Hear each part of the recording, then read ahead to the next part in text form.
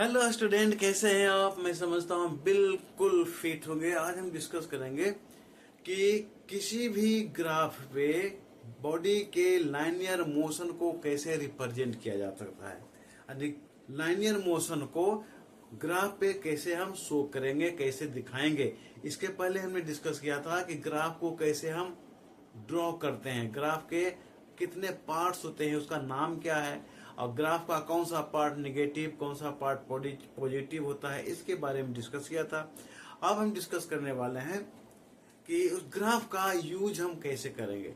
तो सबसे पहले ये हम समझ लेते हैं कि लाइनियर मोशन होता क्या है।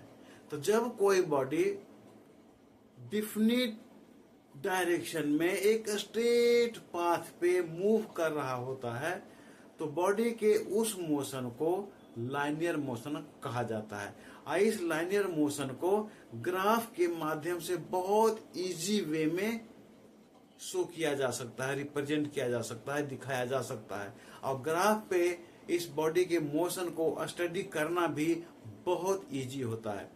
तो इसके लिए हम अलग अलग तरह के ग्राफ का इस्तेमाल करते हैं। तो पहला जो ग्राफ है उसका नाम है डिस्टेंस डिस्प्लेसमेंट टाइम ग्राफ।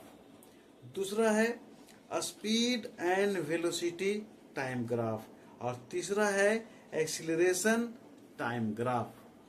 लेकिन यहाँ एक चीज और ध्यान देना है कि जब कोई बॉडी मोशन में है, अन्य स्ट्रेट पाथ पे एक डिफरेंट डायरेक्शन में मूव कर रहा है, वो अपने पाथ पर बैक डायरेक्शन में रिटर्न ना हो रहा हो, तो उस तरह का जो ग्राफ बनेगा उसमें डिस्टेंस और टाइम ग्राफ, डिस्प्लेसमेंट और टाइम ग्राफ दोनों सेम होगा।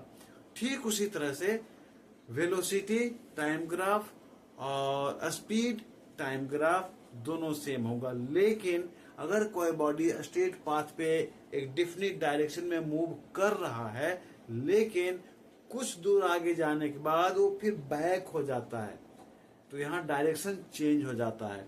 तो डायरेक्शन जब चेंज हो जाएगा तो अलग अलग ग्राफ बनेगा, क्योंकि इसमें जो बॉडी का डायरेक्शन है चेंज हो जाने के कारण डायमेंशन चेंज हो गया।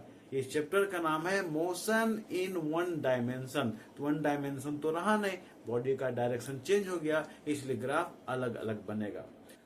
तो आइए हम पहले डिस्कस करते हैं डिस्प्लेसमेंट टाइम ग्राफ के बारे में। तो डिस्प्लेसमेंट टाइम ग्राफ में एक्स एक्सिस पर जनरली हम टाइम को लेते हैं सेकेंड में, और वाई एक्सिस पर डिस्प्लेसमेंट को रखा जाता है मीटर में। हालांकि ये कोई रूल नहीं है, कोई जरूरी नहीं है कि एक्स एक्सिस पर हम टाइम को ही लेंगे और वाई एक्सिस पर डिस्प्लेसमेंट को ही लेंगे।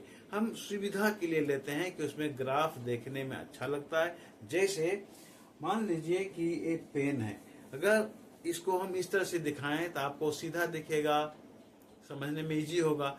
लेकिन इसी को हम इस तरह से पलट दें तो क्या लगेगा, आपको उल्टा लगेगा। ठीक है ना? तो ये सीधा उल्टा का अंतर है और कोई अंतर नहीं है। इसलिए जनरली हम टाइम को एक्स एक्सिस पर ही लेते हैं और डिस्प्लेसमेंट को वाई एक्सिस पर लेते हैं। अब ये डिस्प्लेसमेंट टाइम ग्राफ है, तो इस डिस्प्लेसमेंट टाइम ग्राफ से हमें क्या मिलता है। यहाँ हमें एक चीज ध्यान देना कि अगर हम ग्राफ को ड्रॉ करते हैं तो जो स्लोप हमें मिलेगा वो स्लोप अगर पॉजिटिव है तो इसका मतलब हो गया कि बॉडी है वो अपने इनिशियल पॉइंट से या ओरिजिन से सीधा दूर आगे की ओर जा रहा है। लेकिन अगर स्लोप निगेटिव होता है, इसका मतलब है कि बॉडी वापस रिटर्न हो रहा है। एक चीज हमें और यहाँ ध्यान देना है कि जो डिस्प्लेसमेंट टाइम ग्राफ है वो बॉडी के वेलोसिटी को बताता है ना, क्योंकि वेलोसिटी जो होता है वो डिस्प्लेसमेंट और टाइम का रेशियो होता है। इसलिए मैंने यहाँ लिख रखा है v equal to S by T.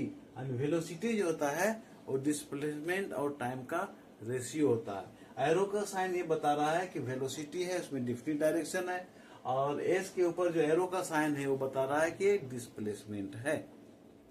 तो आइए हम डिस्टेंस और डिस्प्लेसमेंट के अंतर्गत फर्स्ट पॉइंट पे डिस्कस करते हैं, जिसमें कंडीशन है कि अगर कोई बॉडी स्टेशनरी पोजीशन में हो तो उसका ग्राफ कैसा बनेगा। उसका स्लोप कैसा होगा। तो यहाँ देखिए मैंने एक फिगर बना कर रखा है। यहाँ एक पर्सन है, यहाँ पर एक ट्री है। पर्सन और ट्री के बीच में 30 मीटर का गैप है, यानी डिस्प्लेसमेंट है वो 30 मीटर का है। बॉडी इस पॉइंट पर है, हम इसका नाम ए दे देते हैं और ये बी। बॉडी ए पर है, यानी पर्सन ए पे खड़ा है और ट्री है वो बी पे है। ए और बी दोनों के बीच का जो गैप है वो 30 मीटर। यहाँ मैंने एक वॉच बनाया है। ये देखिए 12 पे है मिनट हैंड, आवर हैंड 6 के सामने है, मतलब 6 बज रहा है।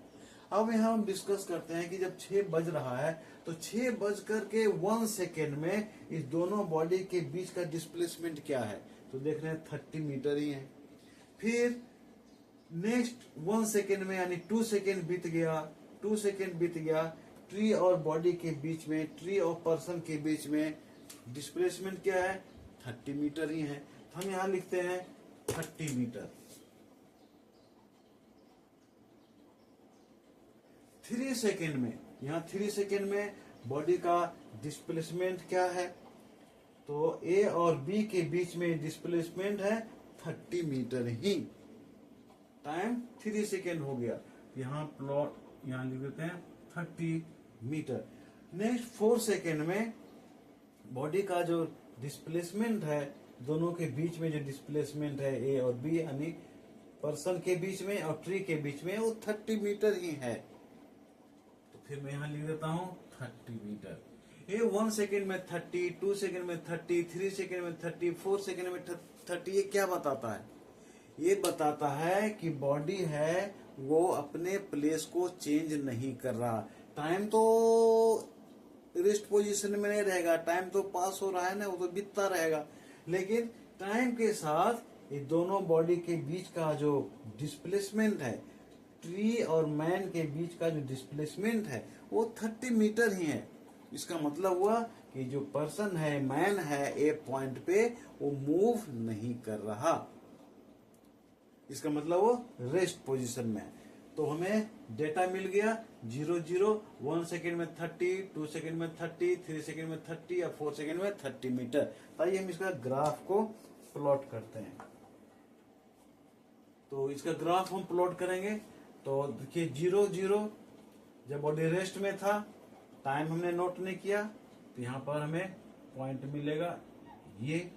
1 सेकेंड में बॉडी के और ट्री के बीच में क्या डिस्प्लेसमेंट था, 30 ही था, 30।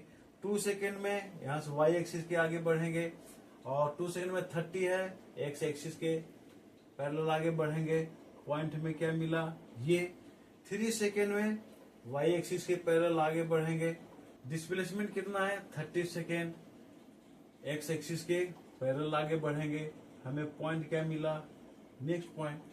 4 सेकेंड में वाई एक्सिस के पैरेलल आगे बढ़ेंगे और 4 सेकेंड में डिस्प्लेसमेंट है 30 मीटर, एक्स एक्सिस के पैरेलल आगे बढ़ेंगे, हमें पॉइंट मिला ये।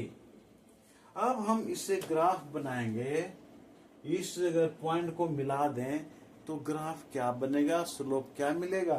तो देखिए हमने इस सारे पॉइंट को मिला दिया तो हमें स्लोप क्या मिला, ऐसा स्लोप मिला जो एक्स एक्सिस के पैरेलल है। तो जब कोई ग्राफ में स्लोप एक्स एक्सिस के पैरेलल हो तो समझ लेना चाहिए कि बॉडी है वो रेस्ट पोजीशन में है, बॉडी मूव नहीं कर रहा है। मूव नहीं करना मतलब स्ट्रेट पाथ पे नहीं जा रहा है, ट्री के तरफ नहीं जा रहा है। ठीक है, तो मैं समझता हूँ एक ग्राफ आपको अच्छी तरह समझ में आ गया होगा। फिर नेक्स्ट वीडियो में हम डिस्कस करेंगे कि जब कोई बॉडी यूनिफॉर्म वेलोसिटी के साथ मूव कर रहा है तो उसका स्लोप कैसा बनेगा। तो मिलते हैं नेक्स्ट वीडियो में, तब तक आप अपना ख्याल रखें।